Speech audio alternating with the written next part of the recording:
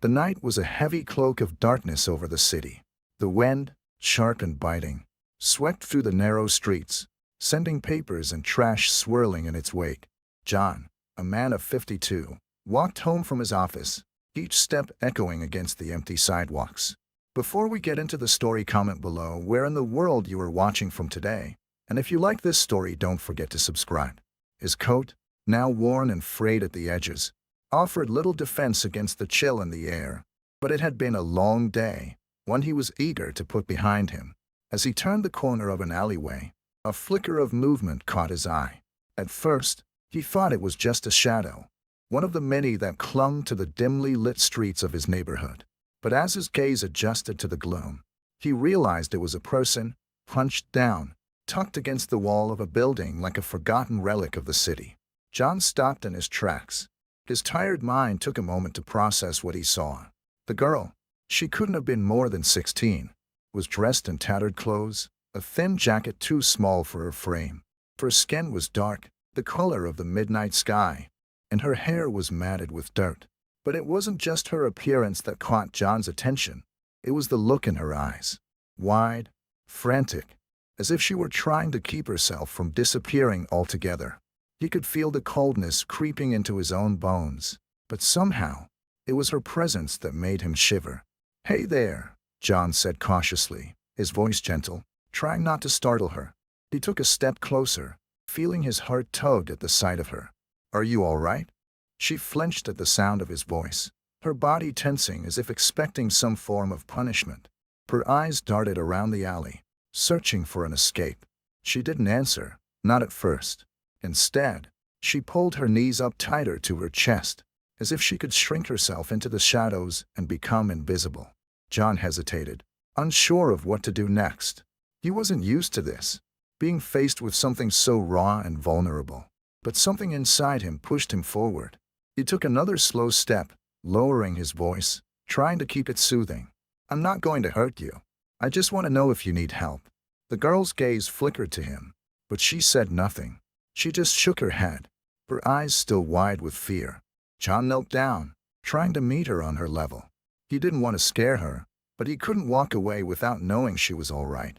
"I know it's hard to trust people," John continued, "but you don't have to be alone out here. You don't have to be afraid." She didn't respond, but the tremble in her hands caught his eye. Her fingers, pale and thin, clenched the hem of her jacket as if trying to hold onto something, anything that might offer her a semblance of security. John knew he couldn't leave her there. He stood up slowly, offering her a hand. "I have food. You can come with me, if you're hungry." There was a long silence before she spoke, barely a whisper, but it was enough. They don't like people like me." The words hung in the air between them, and for a moment, John felt the weight of them. The reality of what she was saying wasn't lost on him. He had seen it all before. The looks, the whispers, the fear and hatred directed at people like her. But hearing her say it aloud, hearing the despair in her voice, struck him deeper than he had expected. "I'm not like them," John said quietly, his voice unwavering. "You're safe with me. You don't have to be afraid of me." Her eyes, still filled with uncertainty, met his. And for a moment, something shifted. It was almost imperceptible, but in that brief exchange, she seemed to believe him. Just for a heartbeat, she allowed herself to trust him. "Come with me," John urged again, softer now. "I have a place. You can rest there, at least for tonight." There was another long pause. The world around them felt distant, as if it had fallen silent just for them. Finally, Sarah, she had introduced herself, her voice barely above a whisper, stood up. She took a tentative step toward him, and then another. Her steps were unsure, hesitant, but she followed him. As they walked together, John couldn't help but glance over at her. She kept her head down, her steps quick but cautious, like she was trying to blend into the shadows. John couldn't help but feel a pang of sorrow for her. How had she ended up like this? Alone, clowned, forgotten by the world. "You're not alone anymore," John said, more to himself than to her. His words firm as if to reaffirm the promise he was making, not just to her, but to himself. As they reached the corner, John stopped and looked down at Sarah. She still didn't look at him directly, but he could see the quiet desperation in her face. "You're safe now," he said. "You don't have to be scared." It wasn't much, but it was a start, a beginning, a promise. It was all he could offer her in that moment, and he hoped it would be enough. The night stretched on, but as John led Sarah away from the darkness of the alley and into the warmth of his small apartment, something inside him stirred, something he hadn't felt in years. It wasn't just the need to help or the desire to make the world right. It was something deeper, something more personal, and in that moment, he knew. The world might turn its back on Sarah, but he wouldn't. Not now. Not ever. The morning came slowly, and with it, the first light of a new chapter for Sarah. She woke up to a feeling she hadn't experienced in years: safety. The night had passed quietly, without the usual sounds of sirens or the muffled voices of angry strangers. She had fallen asleep on the couch in John's small apartment, the warmth of a blanket wrapped around her. For the first time in what seemed like forever, she felt at peace. But as the daylight stretched into the room, the old fears crept back in. She had been in this position before, given false promises of safety, only to be abandoned once the generosity had worn thin. Her mind raced, questioning what would happen when John grew tired of her. The fear was so overwhelming that it nearly choked her. How long would this last? How long before she was back on the streets, cold and alone? John's voice broke through her spiraling thoughts. "Hey, Sarah, breakfast is ready," he called softly from the kitchen. She froze for a moment, unsure of how to respond. Breakfast? She hadn't had a proper meal in so long, not one that didn't come from a street vendor or a charity handout. Her stomach growled in response, and she realized how hungry she was. Yet, a knot of suspicion twisted in her gut. What if this is just another lie? She pushed herself up from the couch, the blanket slipping off her shoulders as she walked cautiously toward the kitchen. John stood by the stove, humming softly as he cooked something on the griddle. The smell of eggs and bacon filled the room, and for a moment, the tension inside Sarah began to melt. But only for a moment. "You don't have to be scared," John said without looking up, his voice warm. "I'm not going anywhere." It was as though he could read her thoughts. Sarah bit her lip, not sure what to say, but she nodded. There was something about him, something solid, steady, that made her believe him, if only for a moment. As she sat down at the small table, John placed a plate of food in front of her. She stared at the meal, taking in the simple comfort it offered. Eggs, bacon, toast. Nothing extravagant, but enough to make her stomach ache with longing. John watched her as she picked up her fork. "You don't have to rush," he said gently. "Take your time." She picked at the food for a moment, then looked up at him, her voice trembling with uncertainty. "Why are you doing this for me? I mean, you don't know me. Why help someone like me?" John paused for a moment, setting down the spatula in his hand. His eyes softened as he looked at her, and for the first time, Sarah saw a flicker of something deeper in him. Something that wasn't just kindness, but a quiet strength. "I don't see you as someone like you. I see you as someone who needs help. And that's all that matters," he replied, his tone firm but not harsh. "We all need help sometimes. Even me." The words hung in the air between them, and Sarah's eyes stung. She didn't know how to react to that. No one had ever spoken to her like that before. Not without an agenda, not with pity in their eyes. Just simple truth. She wasn't used to it. She didn't know how to handle it. "Is this a joke? Am I supposed to believe that someone like you would just help someone like me?" she asked, the bitterness creeping into her voice despite herself. John's gaze never wavered. "I'm not joking, Sarah. This isn't about who you are or where you come from. It's about who you are right now. You deserve better. You don't deserve to live like you've been living." His words hit her harder than she expected. There was a part of her that wanted to push him away, to tell him to stop, to just leave her to her misery. But another part of her, the part she'd buried so deep inside, wanted to believe him. Maybe he was different. Maybe he wouldn't leave. But there was a catch, wasn't there?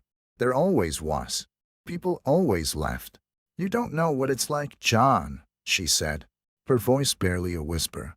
"You don't know what it's like to be thrown away by the world. To have people look at you and see nothing but nothing." Her hands trembled, and she put them in her lap to stop the shaking.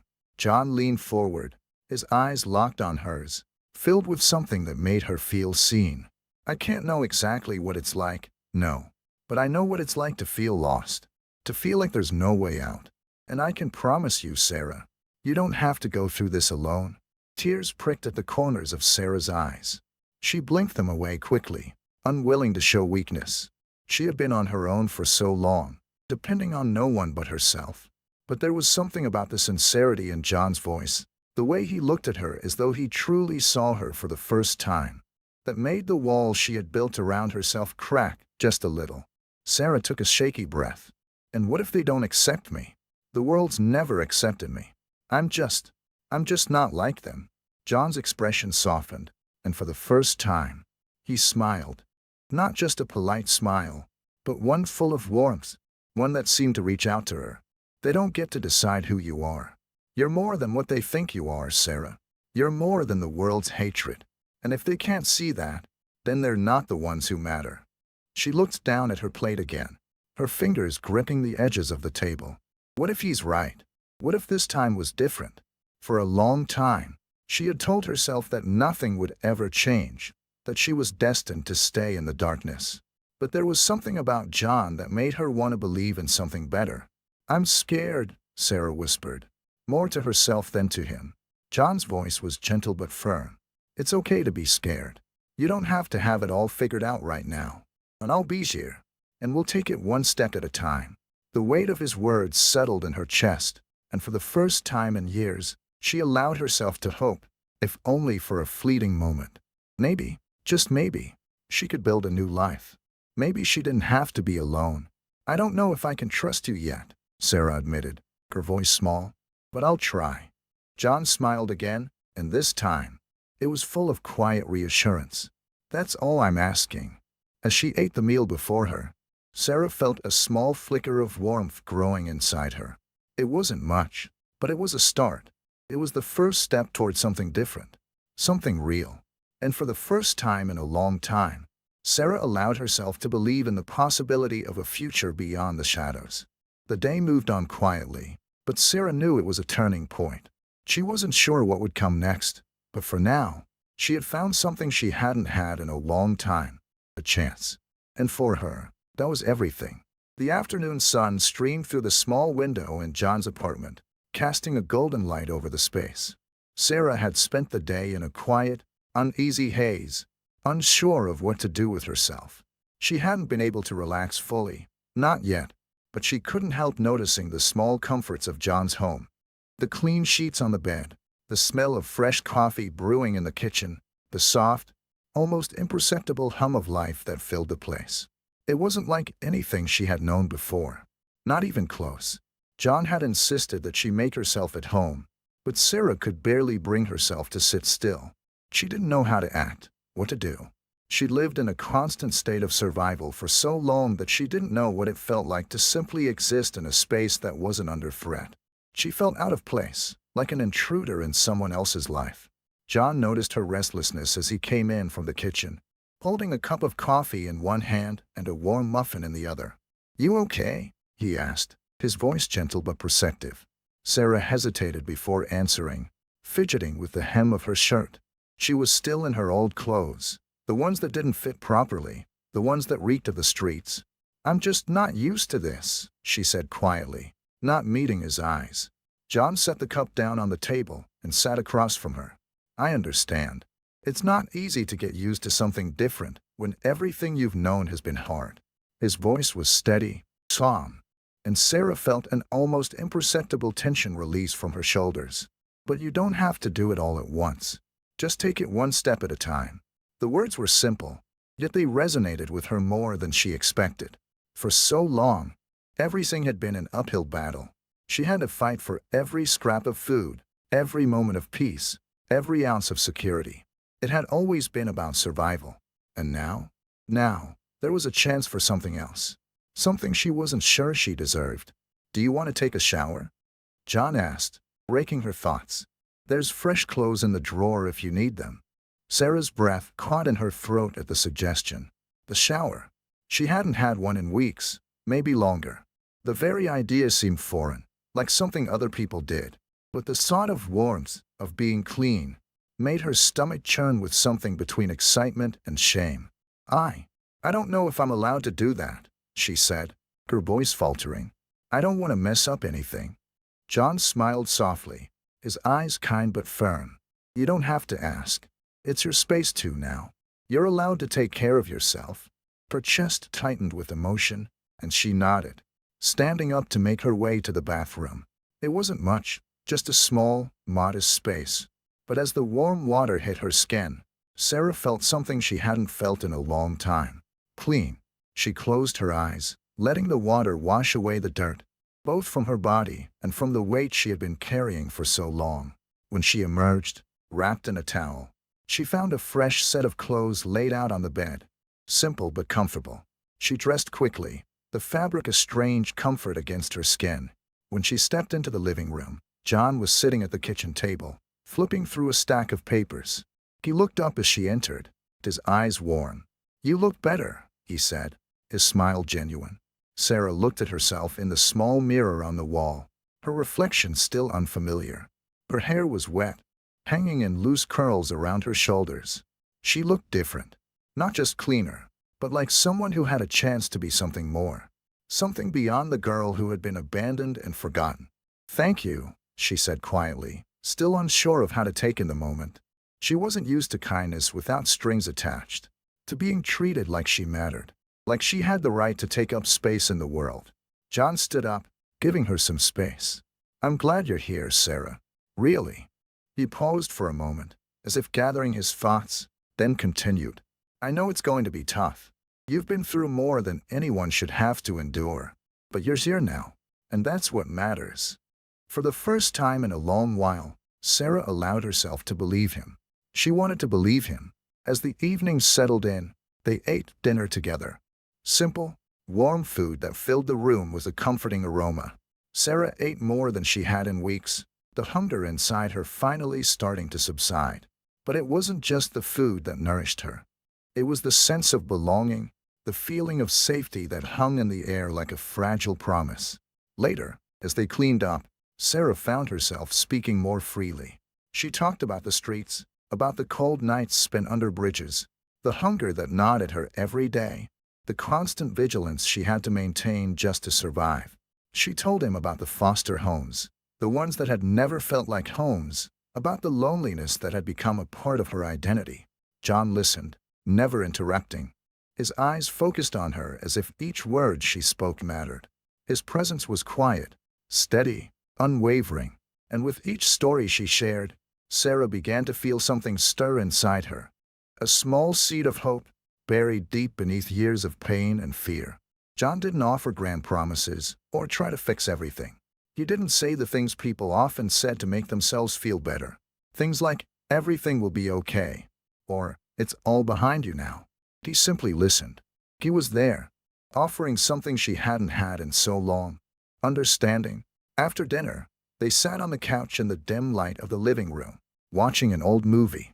Sarah tried to focus on the screen, but her mind kept drifting. She felt a strange sense of calm in the space she occupied, but she also couldn't shake the feeling that it was too good to be true. You ever wonder if things can really change? Sarah asked softly, not sure why the words slipped out. John turned toward her, his expression thoughtful. I think change is always possible. It's just hard. But I also think you deserve that change, Sarah. I wouldn't have offered if I didn't believe in it. The sincerity in his voice made her throat tighten. I don't know if I believe in it yet, but I want to. John smiled softly and nodded. That's all you need right now. Just the willingness to believe. For the first time in a long time, Sarah allowed herself to hope. Not for some grand, sweeping change, but for small moments like this. The warmth of a simple meal, the comfort of a safe place, and the steady assurance that maybe, just maybe, she wasn't as invisible as she had once believed. As the night grew quiet, Sarah fell asleep on the couch, the sounds of the city muffled by the walls of John's apartment. For the first time in what felt like forever, she didn't feel like she had to keep one eye open for danger. She didn't have to brace herself for whatever might come next. She was safe. She was finally, for the first time in years, at rest. And as the world outside continued to spin, Sarah let herself believe that maybe, just maybe, this new beginning wasn't a dream at all. The morning light streamed through the window, but for Sarah, it didn't bring the same warmth it had the day before. She had spent the night sleeping soundly on the couch, the first real rest she'd had in months. Yet as she woke, an uneasy feeling stirred in the pit of her stomach. She had begun to feel like she belonged, like she had a place in the world again. But she knew better than to trust things that seemed too good to be true. John was already up, busy preparing breakfast in the kitchen. As Sarah shuffled into the room, he smiled at her, as he always did. But something was different. There was an unfamiliar tension in the air that she couldn't quite place.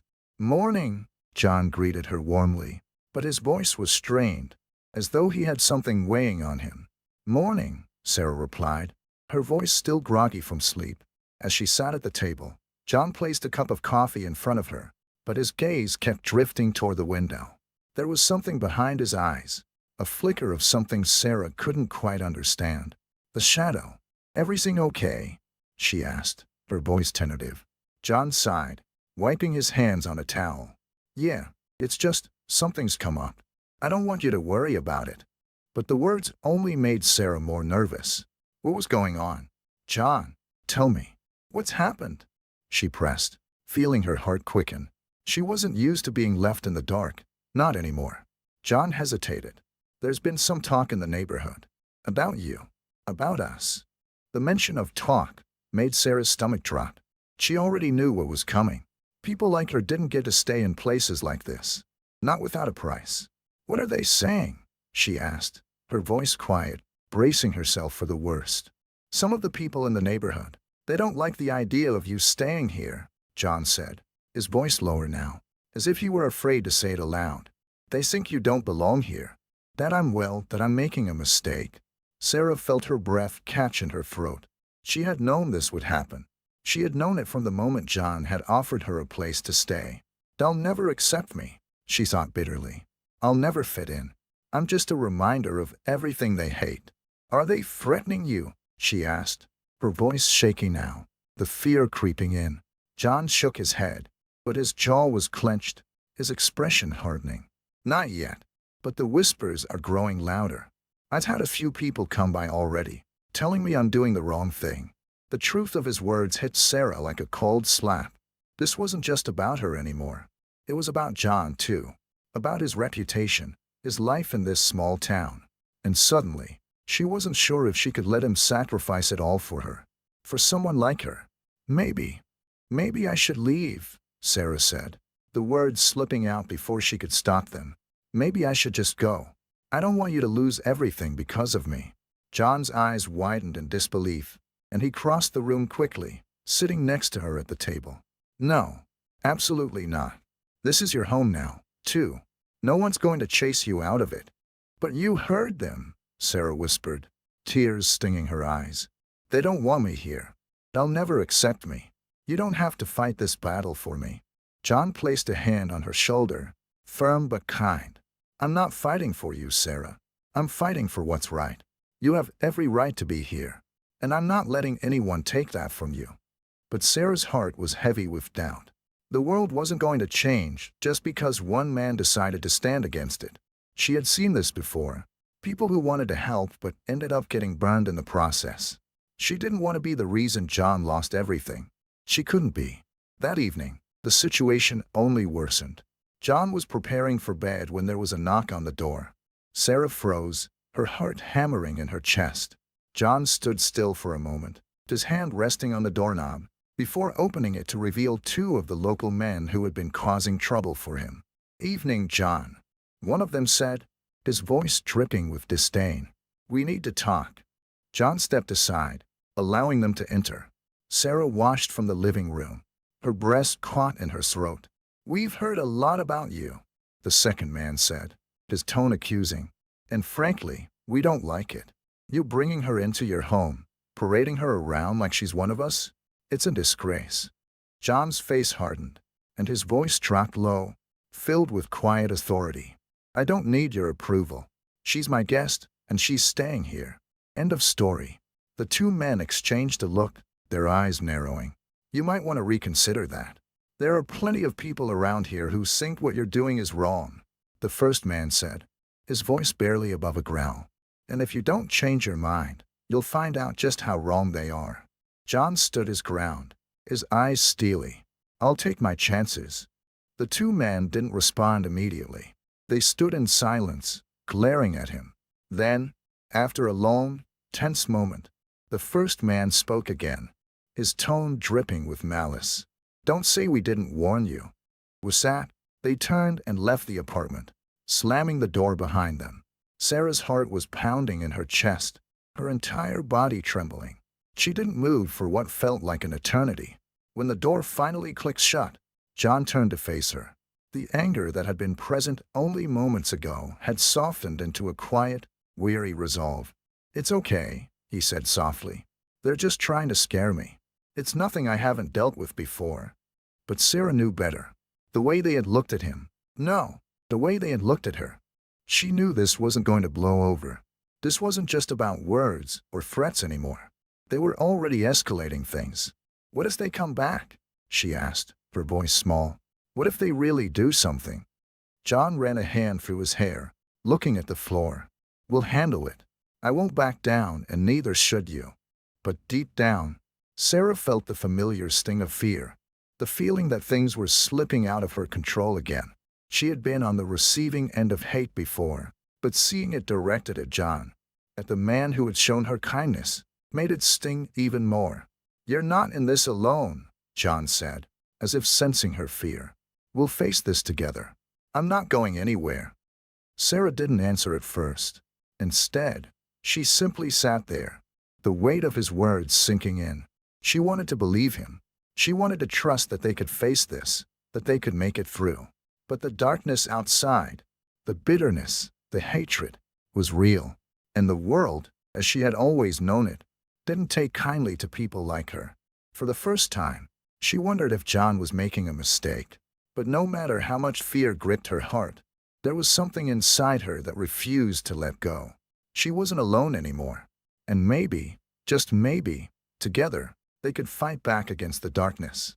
The following days were filled with a tense calm that neither John nor Sarah could escape. Each morning, the sun rose with the same quiet indifference, but the weight of what had been said, and what might be coming, lingered in the air, thick and suffocating.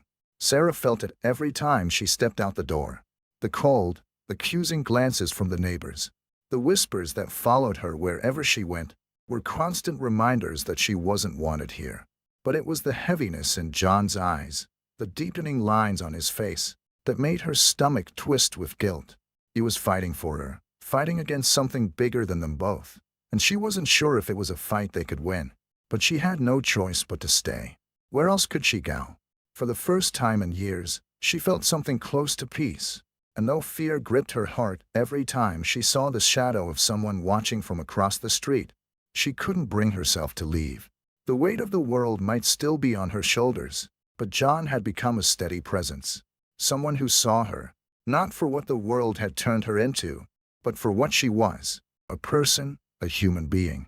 It wasn't until late one afternoon, as Sarah sat by the window trying to distract herself from the heavy thoughts racing through her mind, that the doorbell rang. Her heart skipped a beat, and she rushed to the door before John could reach it.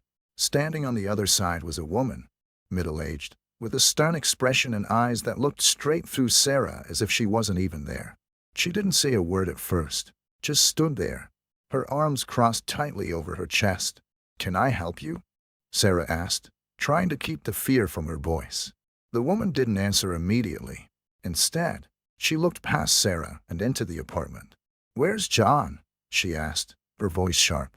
He's in the kitchen," Sarah replied, feeling suddenly small under the weight of this woman's gaze. The woman's eyes narrowed slightly, but she nodded curtly. "I need to speak with him." Sarah stepped aside, unsure of what was happening. She heard John's footsteps behind her before he appeared at the door, his expression unreadable. "Can I help you?" John asked, his voice polite but firm. The woman looked at him, and for the first time, Sarah saw the animosity in her eyes. "I'm Margaret Clayton," she said, as if her name meant something important. "I'm one of the people who lives in this neighborhood. and I don't appreciate the choices you've been making." John's brow furrowed, but he didn't flinch. "What exactly do you mean by that?" Margaret's gaze flicked to Sarah, lingering for a moment, then returning to John. "This girl," she spat, as though the words themselves were poison. "You think you can just bring her into your home and pretend like everything's fine? People like her don't belong here. You're only causing trouble for yourself and for this whole community." Sarah felt the sting of her words deep in her chest, but she stood still, trying not to react. She had heard it all before. The whispers, the looks, the silent rejection. It was nothing new, but hearing it so plainly, so coldly, made her want to disappear. John didn't flinch. He didn't raise his voice, didn't try to justify himself. He simply stood there, his expression calm, even as Margaret's words cut into the air like a knife. "Margaret, this is my decision," John said, his voice low but unwavering, "and I'm not changing it. Sarah has a right to be here, just like anyone else. I'm not going to apologize for doing what's right." Margaret sneered at him, her lips curling in distaste. "You think you're doing what's right? You're going to alienate everyone in this town. People are already talking, John, and they're not going to stay quiet for long." Sarah could feel the tension in the room, like a thick fog that made it hard to breathe. Margaret's words hung heavy between them, but John stood his ground. "I'm not worried about what people think," he said, his voice sharp now, a fire burning in his eyes. "I'm worried about doing what's right. And right now, Sarah needs help. She deserves a chance. A real chance." Margaret's eyes flashed with anger, but she didn't respond immediately. She took a deep breath, then turned on her heel, heading for the door. "You'll regret this, John," she said, her voice cold. "Mark my words." As she left, the silence in the apartment felt deafening. Sarah could hear her own heartbeat pounding in her ears, the pressure building until she thought it might crack her chest open. The woman's words had been like acid, eating away at whatever peace Sarah had managed to build here. John closed the door softly behind her, turning to face Sarah. He took a step forward, his expression softening, but there was a hardness in his eyes that told her he wasn't going to back down. "I'm sorry you had to hear that," he said quietly. Sarah shook her head, her throat tight. "I've heard worse," she muttered, though the words tasted bitter. "But it doesn't make it easier."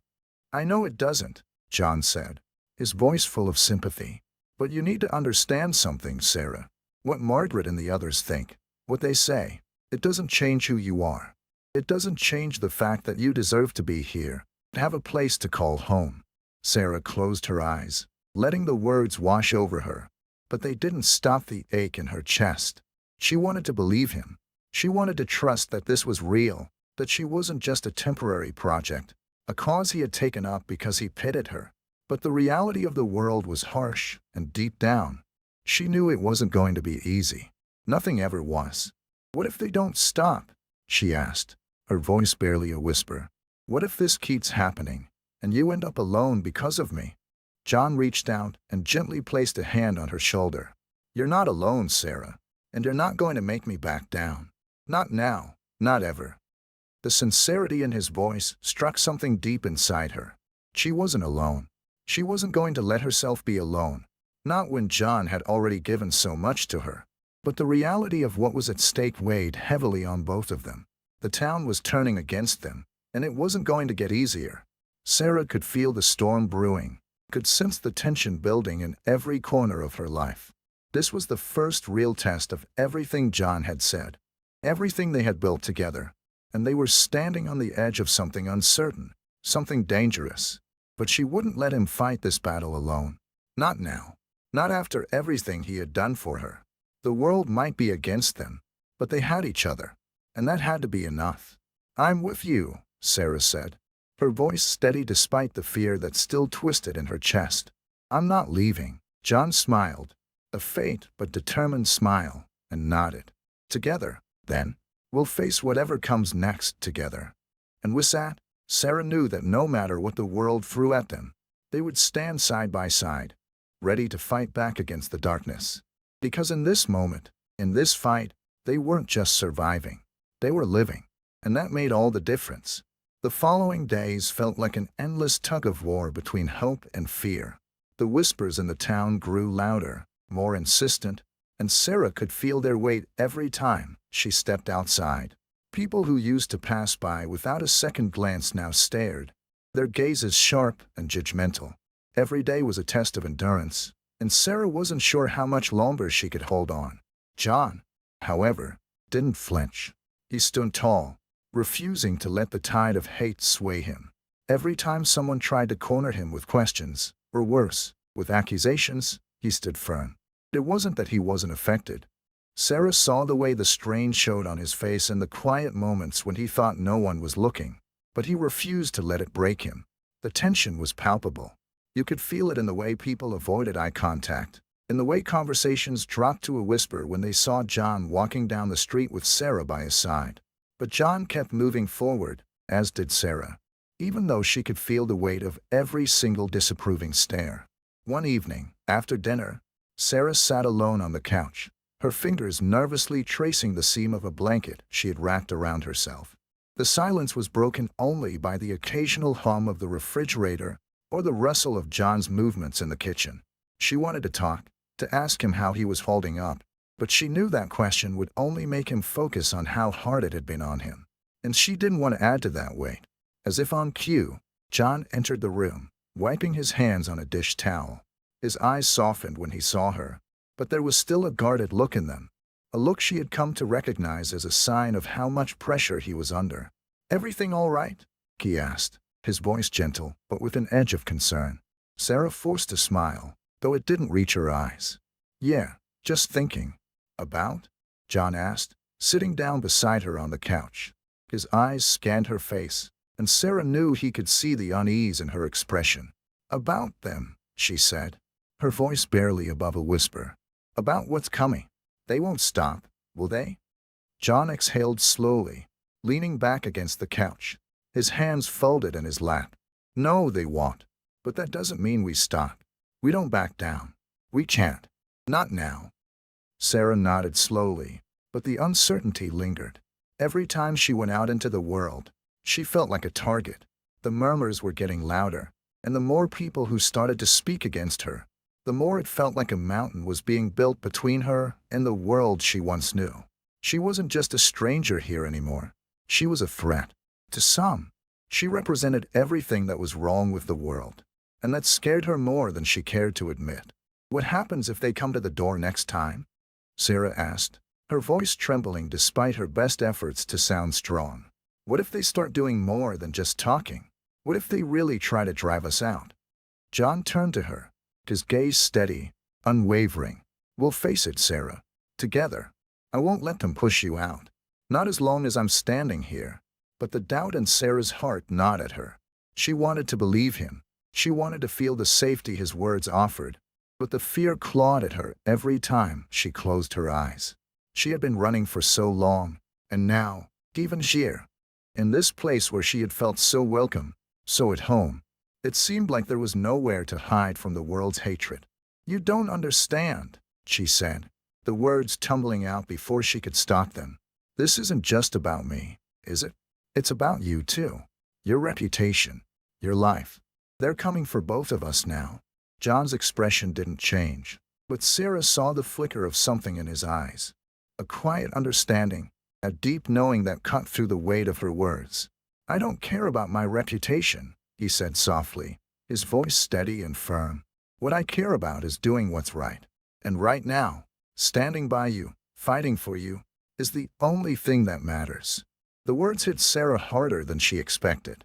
She wanted to say something, to respond, but the lump in her throat was too large. Instead, she leaned into him, her head resting against his shoulder, allowing herself to just be in that moment, letting his strength wash over her, even if it didn't ease the turmoil inside. John put his arm around her, his hand resting gently on her arm, a silent gesture of support. "I know it's hard," he said quietly. "I know you're scared, but you don't have to face this alone. I'm not going anywhere." Sarah closed her eyes, trying to let the weight of his words sink in, but the fear remained. What if he was wrong? What if the world truly would tear them apart, no matter how much they fought? It was hard to shake the feeling that everything they were building was fragile, like glass on the edge of a cliff. One wrong move, one misstep, and it could all shatter. The next morning, Sarah woke early, the weight of the night's conversation lingering like a storm cloud overhead. She had barely slept, and when she stood to make her way to the kitchen, her mind was still racing. She had to do something. She couldn't just sit here. Let John carry this burden for both of them. She had to find a way to prove that she wasn't a threat to this place, to him, to the life they were trying to build. But before she could gather her thoughts, the doorbell rang again. This time, it was different. This wasn't a simple visit from someone who didn't agree with John's decisions. This was more serious. John appeared in the hallway, his face tight with apprehension. "I'll get it," he said quietly, his voice laced with a sense of foreboding. Sarah followed him to the door, her pulse quickening. When John opened it, the sight that greeted them was unexpected. 3 people from the neighborhood, their faces grim, their eyes hard. 2 men and a woman. "We need to talk," the man in the center said, his voice cold and stern. There was no pleasantry in his tone, only a quiet sense of urgency. John's jaw clenched, but he didn't step back. "What's this about?" The woman, who looked to be in her late 40s, stepped forward, her expression unforgiving. "We're done with this charade, John. It's time to make a choice. You either send her away, or we'll make sure you understand the consequences of your actions." The man next to her crossed his arms, his eyes narrowing. "You've already caused enough problems. If you continue to shelter her, there's going to be trouble. And it won't just be with us. It'll be with everyone who matters around here." Sarah could feel the air tighten around them, the words hanging in the space between the group and John like an impending storm. It wasn't a threat anymore. It was a warning. John's voice was low but firm. "I'm not going to turn her away. I've made my decision, and that's final." The woman's eyes flicked to Sarah, then back to John. She smiled, but it was cold, cruel. "Then you'll find out just how serious we are." With that, the group turned and left, but Sarah could feel the shift in the air. It wasn't just talk anymore. It wasn't just people muttering behind closed doors. It was real. And now, there was no turning back. The tension in the small apartment was almost unbearable as the door clicked shut behind the 3 neighbors. John stood there for a moment, his body rigid, as if he were trying to process what had just been said. The words hung in the air like an oppressive fog. Sarah could feel them settling in her chest, heavy and suffocating. She had heard the threat in their voices, seen the resolve in their eyes. This wasn't just about their disapproval anymore. This was real. This was war. John turned to her, his face a mix of anger and concern. "Don't worry," he said, though his voice didn't sound as confident as it usually did. "I won't let them intimidate us." But Sarah felt the gravity of what was happening.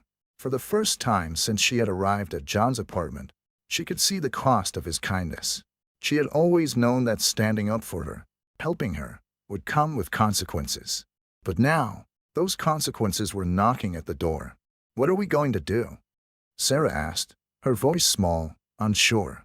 "What if they come back with more people? What if it gets worse?" John ran a hand through his hair, his jaw tight. "We face it. We stand our ground. We've done nothing wrong." Sarah's eyes stung with tears she hadn't expected. She had never wanted to be a burden, and now, it felt like her very presence was tearing apart the life John had worked so hard to build. She wanted to scream, to apologize, to tell him that she wasn't worth it, but she bit her lip, swallowing the words that would only make him feel worse. Before she could say anything, John crossed the room and took her hands in his, looking into her eyes with an intensity that made her heart race. "Listen to me," he said, his voice soft but unwavering. "I made a promise to you, and I'm going to keep it, no matter what. We're in this together." His words were like a lifeline, and for a moment, Sarah allowed herself to cling to them. But the fear was still there, still clawing at her insides, gnawing at her until she felt like she couldn't breathe. Just then, a knock at the door made them both jump. The sound was sharp and urgent, and Sarah's stomach twisted in knots. Was it them again? Were they coming to make good on their threats? John's face hardened, but he walked toward the door, his movements slow and deliberate. He opened it, but this time, It wasn't the same group of neighbors. Instead, it was the elderly woman from down the hall, Mrs. Jenkins. Her face was red, and there was a tremor in her hands. I just wanted to talk, she said, her voice shaky. Is Sarah here? Sarah froze, her mind racing. What did Mrs. Jenkins want with her? Was this another confrontation? Another scolding for being a threat to the neighborhood? Yes, she's here, John said cautiously, his eyes scanning the hallway. Is everything all right? Mrs. Jenkins looked around nervously, as if checking to see if anyone was watching. Then, in a quiet voice that barely rose above a whisper, she said, I just wanted to say I'm sorry. I was wrong about you, Sarah. About what you represent. John and Sarah exchanged surprised glances. Sarah could hardly believe what she was hearing.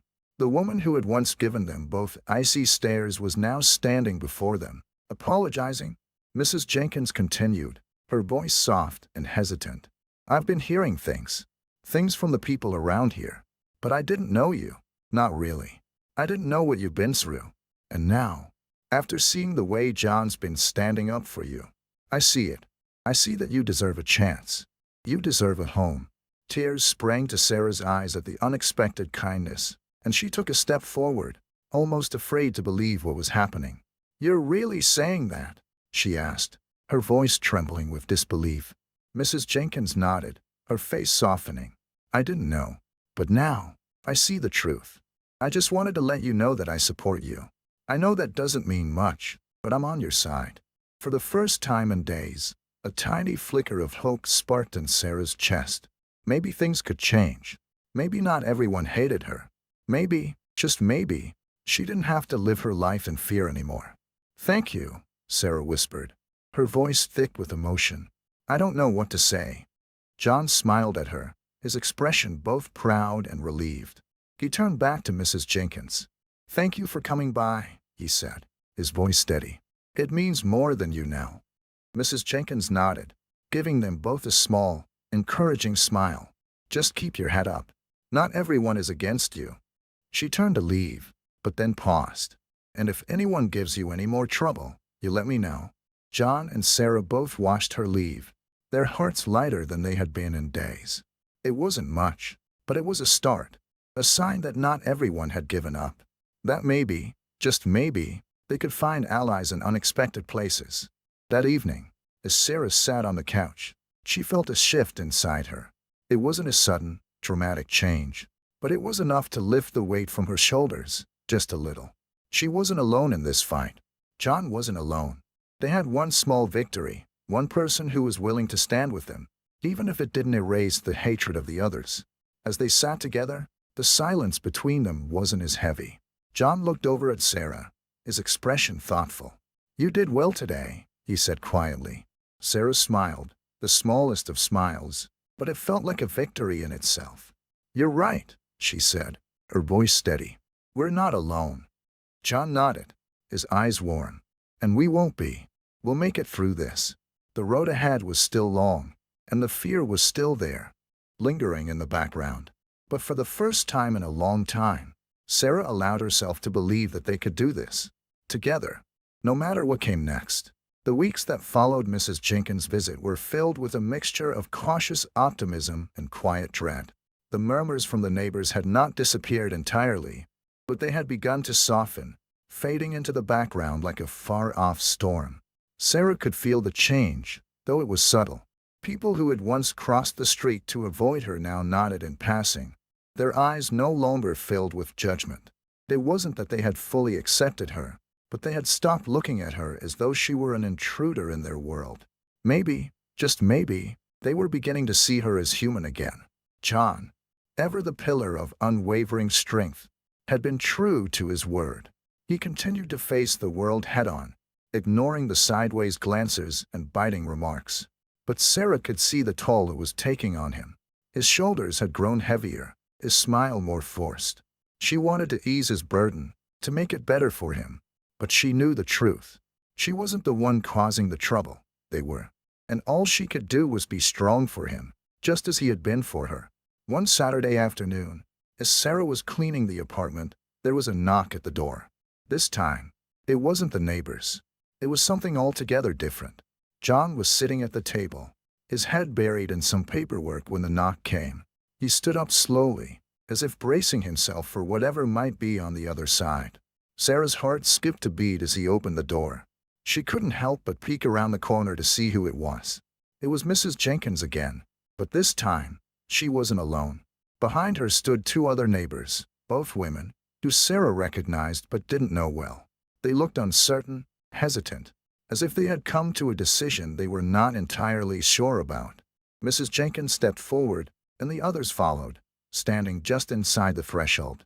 "Can we talk?" Mrs. Jenkins asked, her voice soft, but with a firm undertone of resolve. John looked from her to the two other women, his expression guarded. "Of course," he replied, stepping aside to let them in. Sarah watched them all carefully, trying to read their faces. She had no idea what was coming, but her pulse quickened with anticipation.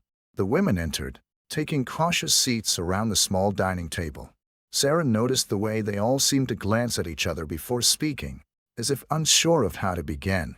Mrs. Jenkins cleared her throat and turned to Sarah. "I wanted to apologize," she began, her voice softer than Sarah had ever heard it. "I was wrong about you, about what I thought you represented, and I wanted to say that I'm sorry for being part of the problem." The words hit Sarah like a shock to the system. She blinked, unsure whether she had heard correctly. Mrs. Jenkins, the woman who had once eyed her with suspicion and disdain, was now apologizing. It didn't seem possible. For so long, she had thought that the opinions of the townspeople would never change. But here they were, coming to her, offering something she hadn't dared to hope for. "I'm sorry too," said the second woman, a middle-aged woman with short, graying hair and a hesitant smile. "I didn't know your story. I didn't know what you'd been through, and I've let my own biases get in the way." The third woman, older and with a quiet dignity, nodded. "I've lived here a long time. I've seen things come and go, but I've never seen anyone stand so firm for what's right, and I admire that. I've heard the whispers, but I know now that it's time to stop listening to the noise and start seeing things for what they really are." John sat in silence, his gaze moving between Sarah and the women, his expression unreadable. Sarah's heart was pounding in her chest, the words still sinking in. They had come to apologize. Not just one person, but three. The tension in the room began to shift, easing just a little.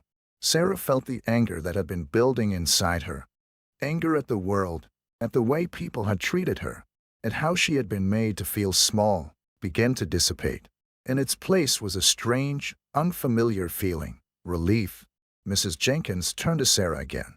"I don't know what this means in the grand scheme of things, but I want you to know that you're not alone here. Not anymore. We've all got a lot to learn, but we're willing to try. We can start with being better neighbors." Was doing better. Tears welled in Sarah's eyes, but she blinked them away quickly. She had never been the recipient of such sincerity. She had never had people admit their wrongs to her in such a way. It was overwhelming, and for a moment, she wasn't sure how to respond. "You don't have to say anything," Mrs. Jenkins added, seeing Sarah's hesitation. "We just wanted you to know, and we want to help." John's voice broke the silence, calm and steady. "Thank you. This means more than you know." The women all nodded, standing as if to leave. As they did, Mrs. Jenkins placed a hand on Sarah's shoulder, a silent promise that this moment, this small act of courage, was a step toward healing, a step toward understanding. "Thank you for giving us a chance to do better," Mrs. Jenkins said, her voice low but full of meaning. "We'll do our part to make this right." As the door closed behind them, Sarah let out a breath she didn't know she'd been holding. She turned to John, whose face had softened in a way she hadn't seen in days. "Do you believe it?" she asked, her voice barely a whisper. "Do you think they really mean it?" John smiled, a smile that reached his eyes and pulled her into a gentle hug. "I do. I think they're trying, and that's a start." Sarah nodded, her heart swelling with a strange sense of hope. She hadn't been sure it would happen, hadn't been sure that anyone would truly see her, understand her. But for the first time in a long time, she felt something shift inside her. Maybe it wasn't just about surviving anymore. Maybe, just maybe, they were beginning to heal. The weeks that followed brought more small but significant moments of reconciliation. It wasn't easy, and it wasn't perfect, but it was progress. Sarah still felt the weight of the world on her shoulders, but now she wasn't carrying it alone.